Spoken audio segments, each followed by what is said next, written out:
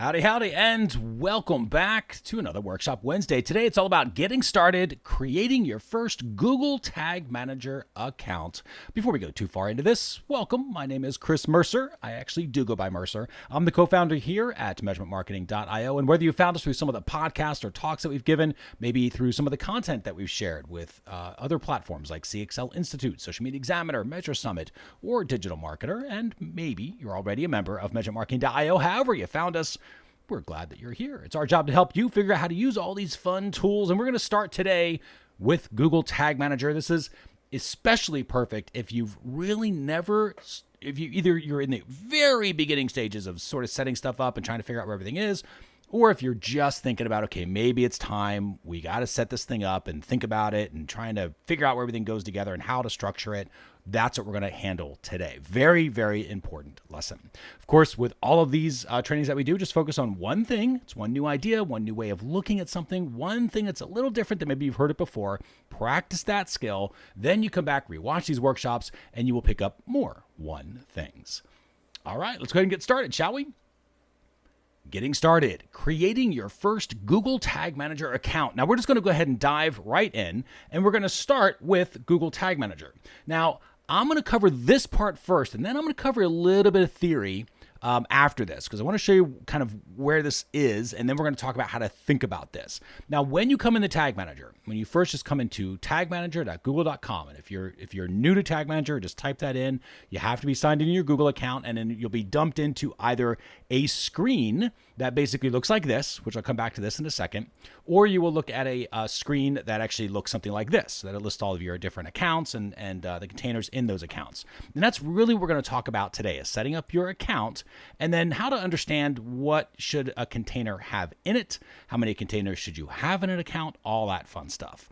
Now, if you come into something that looks like this, remember, that just means that this has had previous accounts and containers set up in whatever account that you're signed in on. What we're going to talk about is creating a new account. So we're going to click up here where it says Create Account. And remember, if this is a brand new Tag Manager account, it'll probably just dump you into this in the first place. Now, the way that you go about doing this, the way to think about this is really, I like what they did here, where it says My Company. That's how I think about this. So you might have like your parent company, right? So it'd be like My Parent Company, whatever your main company is that you would actually set up. I'm just going to put in here that it's a test because it is a test. So from here, you can obviously put in your country. You can decide to share data with Google or not to help improve the product. We're going to go ahead and do that in this case. Actually, we won't, because it's probably just going to mess up their numbers because it is just a test. So we have our account really set up at that point. Then it's a container. Now we're going to come back to what a container should be and how many containers you should have and all of that stuff in just a moment. But first, I'm going to show you how to set it up. It is very easy to set it up. It's just the name. Now this, where it says mysite.com, here's where I think Google went wrong. And we're gonna explain why in just a second. So I'm just gonna go ahead and put in for now mysite.com. And then we're going to talk about why that might be just a little confusing, but it is generally speaking where your website is going to go, right? So the container name stuff. Then it's, okay, what type of container do you want to create for which platform? Is it a website? Well, for most people watching this, yours is probably a website. So you're just going to click on web. iOS if you have an iOS app, Android if it's Android app, AMP if it's AMP pages, and server for doing server side. Now, again, you're probably not watching this video if it's any of these, because these are very, very developer focused, and they're a little more complicated to get into. So we're not going to cover any of these for the purposes of these training, because these are typically set up by your developers because of the complications that they do have. Website, though, you can absolutely set it up for your website, whether you have a WordPress site, a Shopify store, any of that stuff. Web is perfect. So we're going to click where it says web, and then we're going to click on create. At that point, we of course will go through and read all these fun things, agree to processing terms if you have to. This is very important for GDPR. So if you have to do that, make sure that you do that, and then click on yes. And with that, we officially have our Google Tag Manager script. At this point, it's telling us just pop this piece of code in the head tag, put this piece of code in the body tag, and now you've got Tag Manager up and running. So really, the setup of the account itself, accounts and containers, not all that hard. So where does this go wrong? And why are we creating a whole workshop about setting up the account? It's because people will set up multiple containers. These are working with students that we work with, kind of where things go wrong, all of our different students and clients. So let's talk about the structure of this. We talked earlier about how Google sort of had this little example of like my company, and that is how you set up your account. You set up your account for your company, whatever your main sort of parent company is. Then they suggest, oh, well, then you do a container for your website. So you have like mysite.com. Well, what if, and this is probably if your website's probably like ours, if I come back into ours, we have measurementmarketing.io, right? This is our main site. But then if we have products that we sell, like our membership to the Measurement Marketing Academy to learn all this fun stuff. So we have the Measurement Marketing Academy. As part of that journey, they go to an Infusionsoft order form, which is a different domain. And so mistake number one that I see happen is people will actually create two different containers because they think it's the website pages that have to go here. So they think, oh, well, this has to be, and let's use ours as an example, measurementmarketing.io, right, would be one container. And then in here, they just have the, I'm just going to call them measurementmarketing.io pages. So they have that, right? So these are the pages that actually go in here and they put everything in here. And then what they will do, notice you're not going to do this, but other people will, is they create a second container, and we're just going to call this Infusionsoft for the cart. And they have their cart pages in here, right? So we'll just have Infusionsoft here. This is where things go wrong. So they have all these different websites, they have the different containers, these different companies. They're not quite sure how to sort of combine everything, right? How do you keep a different container? I'm actually going to bring a third one in here, which you saw me probably type just a minute or so ago when I was typing this one up. And that is for another brand that we have, another whole set of pages called Measure Summit, which incidentally is coming up at the end of September 2021. So stay tuned for more information on that. So here we're doing a little container and have this Measure Summit. And then these would be Measure Summit pages. Now, here's why I bring in Measure Summit. We have the account, which is my company, right? So my company have these brands. It doesn't own the web pages. I don't own Infusionsoft. Wish I did, but I don't. I don't own Infusionsoft as a cart, but I am currently using them, right? But the brands that we basically have sort of control over when it comes to the measurement, the web pages, I should say, are measurementmarketing.io, Infusionsoft, and Measure Summit. So if I create my container like this, where I have one container for measurementmarketing.io pages, I have another container for Infusionsoft pages, I have another container for Measure Summit pages, it becomes a little more difficult to measure things, especially as users on measurementmarketing.io will come to Infusionsoft, right? They will actually come to Infusionsoft, and users on Measure Summit, as they go to buy all access passes and things like that, will also go to Infusionsoft. So this becomes really problematic because of this little customer journey problem coming through here. So how do you actually solve this? And this is actually the problem you're going to run into if you create a bunch of different containers, all for different web pages. So what I would encourage you to do is not think about a container for web pages. Think about it instead as a container for the brand, okay? And so much so, I'm going to put in here brand. So you don't think company level, you think brand level now. Okay, so I'm just going to take out these arrows. And we'll put another one here, brand. So now we're not thinking web page. We're thinking brand name of the brands that you manage as you're going through. And so now when you think about this, let's go and run through this test. If we have my company, which has these brands, do I have, yes, I've got some pages on Infusionsoft.com, but is this Infusionsoft.com? Is this my brand? And the answer is no. So it does not get a container right away. If it's not a brand, it does not get a container, okay, first and foremost. So let's bring this back. Now we think about measurementmarketing.io. Well, there's the brand of measurementmarketing.io. What web pages do I control that are managed for that customer journey of that brand? And here I would say, well, measurementmarketing.io and Infusionsoft. Technically, there's also Infusionsoft.app with Infusionsoft, but I'm just going to put in the one here. Actually, I won't. I'll put them all in there so you can see exactly, this is exactly what we set ours up. So we have Infusionsoft.com. There's also Infusionsoft.app because Infusionsoft likes to keep things interesting that way. So I'll just kind of shrink these down a little bit. So there's the .com and then there's the .app versions of Infusionsoft. And as I did other platforms, as I do other platforms like Webinar Jam or something like that that we're using, Kajabi, Lead Pages, right? Any of these other platforms that you're putting Tag Manager on, ClickFunnels as an example, they would all go under here because they're all different websites, different web pages, but they are unique to the brand. And the way that I think about this is I'm asking myself a question. Always asking myself a question. We're going to make this a nice blue question here. And that question is this customer journey, if I can spell is the customer journey, we're going to put this in quotes because that's what we care about, is the customer journey on brand. Okay, so that's all I'm really asking myself here. So is it on brand? The brand that I'm focused on, if it's on brand of measurementmarketing.io, it's probably a horrible shape for that. Let's just flip this one out. I think we can do a nice little changing of shape. We'll make it a little tag instead. There we go. So is the customer journey on brand, right? That's what I'm asking myself. So what I mean is the customer journey, does it go from measurementmarketing.io to Infusionsoft.com, maybe to Infusionsoft.app, maybe to some other domain, whatever it is, if it's all part of the brand of measurementmarketing.io, the customer journey that's associated with a measurementmarketing.io brand, then bam, it stays in this container. Now, how does that relate to Measure Summit, right? Which is another brand that we work with. We actually partner with our buddy Julian over at Measure School for this. So here, when we set up Measure Summit, we have a completely different container. Why? Because Measure Summit is a completely different brand. If Measure Summit was a product of measurementmarketing.io and it was contained under the measurementmarketing.io pages, then we would not have a separate container. But because it is completely separate, it gets its own container. So that's how we know, okay, Measure Summit's going to have its own pages. But of course, Measure Summit, because we use the same infrastructure, also has some of the pages from Infusionsoft.com and .app in there as well.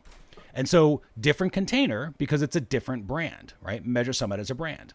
We also have a sister company called Seriously Simple Marketing. It's the same thing. I would never, ever put SeriouslySimpleMarketing.com pages in this container because this container is for the brand of measurementmarketing.io. And so I would create a separate container as the brand for Seriously Simple Marketing, and all of the pages would go there, and it would also have its own probably Infusionsoft pages, whatever else we were using. So that's how you think about the account level and the container level. And that is so important because so much gets messed up in Tag Manager right at the very beginning when everyone's starting out at this level. We're going back into the admin section here. So we've just created a new account. We see mysite.com, right? Now we start realizing mysite.com might not be the best way to name this. It would be the brand name is how we should name this. So how do we do this? We click in admin. We come into the admin section. Now we've got our account and we have the container we created. I'm going to click where it says container settings. And I'm just going to change this. Now, so if I was creating one for Measure Summit, I would just do Measure Summit because that's what the brand looks like. And then later, if I wanted to do another one for measurementmarketing.io, I would do exactly that. Now for us, measurementmarketing.io is the brand name, but I would still type it out like this, which is how it looks, right? With the capitals M, because that just sort of denotes to me internally that it's the company. So measurementmarketing.io. And we're going to click on create. So now I've got two containers, right? Here's the new container code. Remember, if you always need a container code, just click here and it pops this up again. It's really easy to get this right here. And this is the container. You see 7C2N right there. That's the container code for measurementmarketing.io. If I click here, I can navigate through my accounts. I can navigate through my containers. There's the Measure Summit one. You see it's V7F4F, right? V74F. If I flip here, it changes this V74F, right in here. And if we click here, if I needed the code, there's where it is. Now, from here, I'm going to just introduce you very quickly to the overall layout of Google Tag Manager because we have lots of other videos on how to set up the actual tags, triggers, and variables and everything else here as well. So you can take a look at the different on-demand workshops that we have available for that. But I wanted to give you a couple of pro tips. One is immediately when you create a container, it says container not published. If I try to preview this, if I try to go to Tag Manager and I'm doing some setup and I wanted to preview something, the way the new Tag Assistant works, it will not actually work. It won't actually show that it's able to preview unless it's a published container. So what I have found, and this is just a huge pro tip, is the first thing you do before you start anything, there's nothing set up at all. I literally just created this new thing. I would click on Submit. and I'm going to say brand new empty. I'm just going to say new. Keep that word brand out of there. Just keep it less confusing. So new empty container. And that's it. It's now a published new empty container. There's nothing in it. It doesn't do anything at all. There's nothing in it. However, it is now live. So now you can start to preview. When you do changes and things like that, you can preview for the first time and it's there. That's the first thing that I do whenever I set up a new container. This is new. You didn't have to really do this before, but it's a huge pro tip. So if you ever see a container not published, before you do anything, don't set up any tags, triggers, or variable. Just come in here and be like, okay, I'm just going to say new empty container, because it doesn't have anything in it and it's not doing anything and it's not going to affect anything. If somebody puts the code on the pages, it won't change anything because remember, there's no tags, no triggers, no variables set up, nothing, right? It's not doing anything specifically with the tags. So then I've got my live container. I'll be able to preview and test things a little bit more easily. Now remember, for this training, we're not going to go into how to set up the tags, triggers, and variables, but I do want to let you know kind of what they are and we'll give you a quick tour and then we'll move on. So here I'm in the measuremarketing.io container, the brand name, which contains the container. This container script, I'm going to put on all pages that associate to the customer journey that is helping a customer through the brand of measuremarketing.io. So in our case, it would be measuremarketing.io pages, Infusionsoft.com pages, Infusionsoft.app pages, etc. So this container script is what goes on there. Again, maybe you need to work with your developers on that as well if you don't have access to it. But that's the goal, is get GTM on there.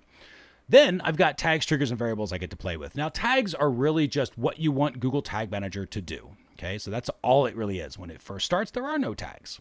So when you click on new, I'm just going to kind of show you what's available here. We won't go into the setup, just to show you what's available. You have all the Google stuff up top. So if you're doing Google Ads stuff, GA4 for Google Analytics 4, that's kind of the new analytics on the block here. Universal Analytics, the one you're probably used to, is this one right here. Google Optimize, the conversion linker for Google Ads, like all this stuff is for Google. Down here, you can do custom stuff. If you need to do custom scripts, things like that, a little more advanced, but you can do some really cool things with this. For example, tracking Vimeo videos or Wistia videos, things like that. You would use these types of tags for because they're a little more customizable. Here are some built-in tags. And this is a slightly bit confusing. These are built-in tags from way back in the day when Tag Manager first started out. There were these tags that were created, and the process used to be you had to send it into the Google team, and then Google would authorize it, and then they would put it in here, and you could use these tags. That's, for example, what Hotjar did. And so you have these sets of tags here. The problem was Tag Manager became so popular and so many people started creating tags, and it basically overloaded the Google team. And really, I don't blame them, because how do you do that? So they had to run it more like WordPress, which is something called the templates gallery. So you'll see up here, we've got all these built-in tags that are here, and all of these are good. And these have a certain level of approval from Google, right? So you have all of that in here, and use these if you can. However, if you click up here where it says discover more tags, you will see there are so many more that it will load up here. And I'm just going to type in one I'm sure you're going to look for, which is Facebook. So look at all these different Facebook ones that are coming in. There's stuff coming in now for the conversions API tag, customer chat, the pixel. There's another pixel. These two actually are from Facebook now. So Simo Ahava, from SimoAhava.com, had actually created these years and years ago, and Facebook recently took them over from him, which is why it now says Facebook Incubator. So these are relatively safe to use and now managed by Facebook, which is great because that wasn't a thing before. So you've got lots of things that are in here, and again, I'm just going to X this out. And you can see all of this stuff. I know I'm going way too fast to read, but just to prove the point of how many tags, all the different things you want Tag Manager to do are in here. And if they're not in here, then somebody's probably creating something that will be in there. The difference is this community template gallery, kind of like a WordPress plugin. So, they're not all necessarily approved by Google. They haven't been looked at by Google. So it's use them at your own risk, just like when installing a WordPress plugin. That doesn't mean WordPress plugins are bad. It just means that you got to know what you're doing and install them as you go and test them. But super cool things you can do with tags. So whether it's conversion pixels, setting up page views, turning on different things, like in the case of Hotjar, using that to measure like mouse scroll and all sorts of fun things. There's lots of different things you can do to measure for the different behaviors. And that's what tags are for. Tags are the what you want Tag Manager to do, and you'd set up the tag. Then there's the trigger, which is when do you want Tag Manager to do that? Now, every container when it first starts has this all pages trigger. It's built in. There's nothing you need to do. It's automatically there for you.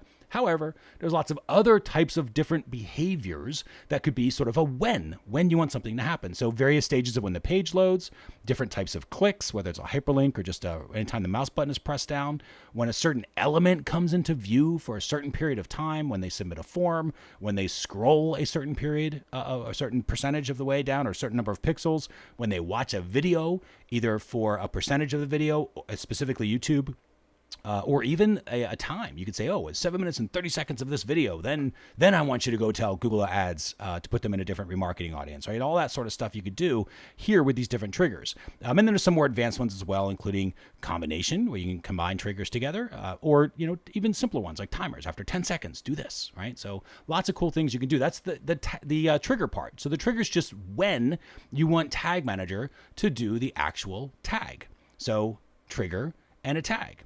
Then there are variables. Now, variables is just information that Tag Manager is going to need to get the job done. In the variable section, everybody will have these. You will have these in yours as well. You can hit configure and you can turn on other ones. I would recommend when you're first starting out, you turn on all the clicks because it'll listen for all the different clicks that are happening. Turn on all the forms for the same reason. It'll listen for the forms. If you are intending to use scroll, I would set up scroll. If you have YouTube embedded videos, I would also turn on the videos, right? If you don't have YouTube embedded videos, you don't necessarily need these. There'll be other ways to do that as well. And then at least as the basics, that's what I would set up going forward. If you are going to use what they would call an element visibility trigger, where you want to see certain elements show up for a certain period of time in the browser window, it's a little more complicated, but that's what these are down here. So you could turn on those as well. They are eventually going to be useful to you.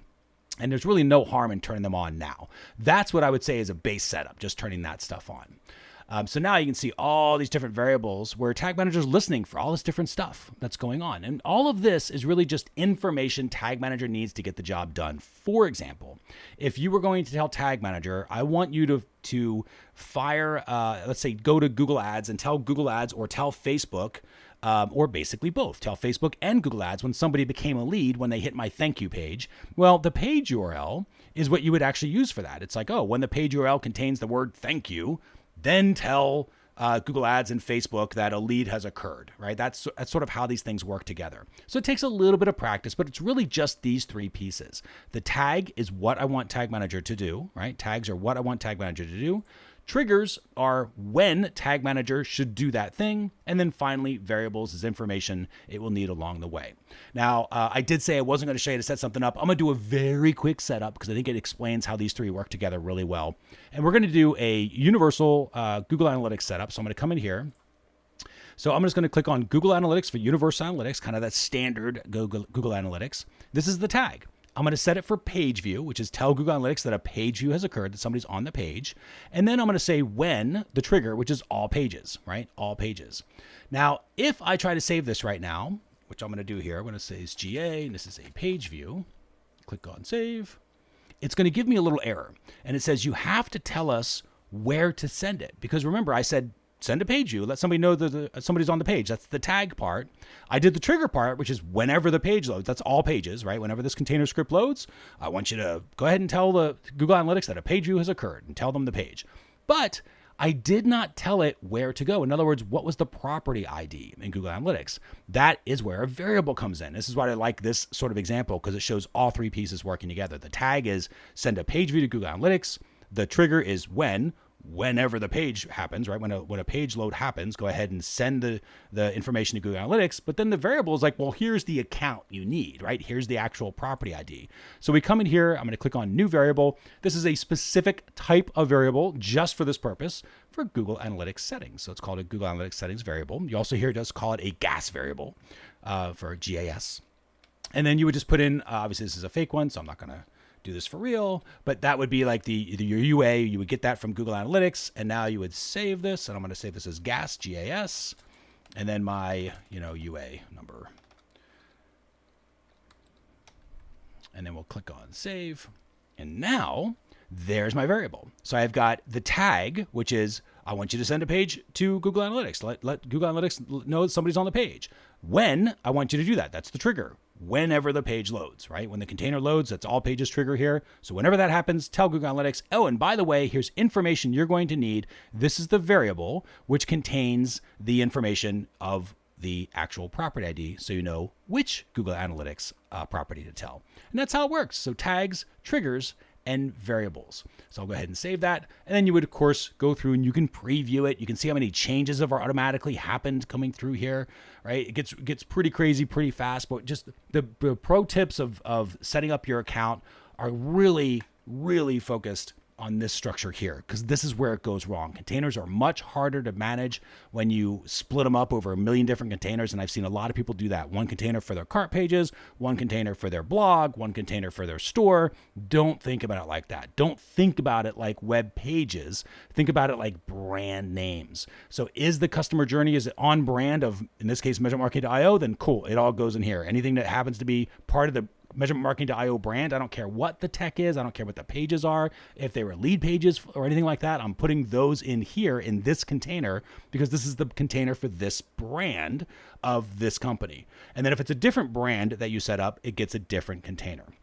So that's really the big giant pro tip here, along with, and this was kind of a secret one I didn't know I was going to give you right away, but when you create your first account and your first containers, and before you touch anything, publish it. Before you touch anything, you publish it. It makes it live, but remember, it doesn't have anything in it, so it's not going to do anything, but at least you can then start testing it. Then you do all your changes. You can see all these different variables we turned on, and we set up our tag and a lot of fun stuff.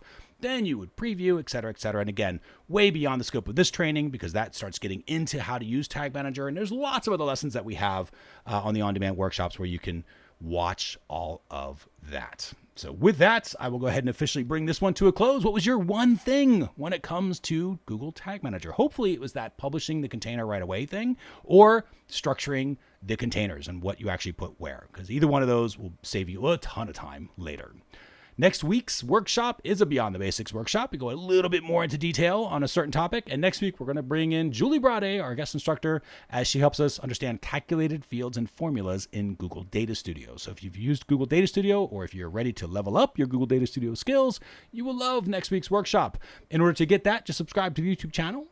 Very quick and easy to do that. So I'll give you a second to go ahead and hit that. And thank you, by the way, for those of you who are continuing to spread the word. I really love that. Seeing that out there has been fantastic. If you are not yet part of the Measurement Marketing Academy, definitely consider that. Measure.tips/Get Academy will take you to that page. You can learn more about all the courses that we have for our Academy members. And it also goes a little bit into the Ask Instructor support, so you can see that as well. The Measurement Marketing Toolbox is our free level, so if now's not the time to invest in yourself in the training, I totally understand that. Get this for free. This doesn't cost you anything. You get these on-demand workshops. So you can see the most recent one each week. You get all of these fun tools that are back there to help you with measurement marketing skills. And to do that, just measure.tips/WW. Just type that in. It'll take you to the right page, and you can open up your Toolbox membership, which is completely free for you. All right. With that, we'll go ahead and bring this one to a close. Thanks for watching, getting started, creating your first Google Tag Manager account. Appreciate you watching this workshop, and we'll see you on the next one. Take care.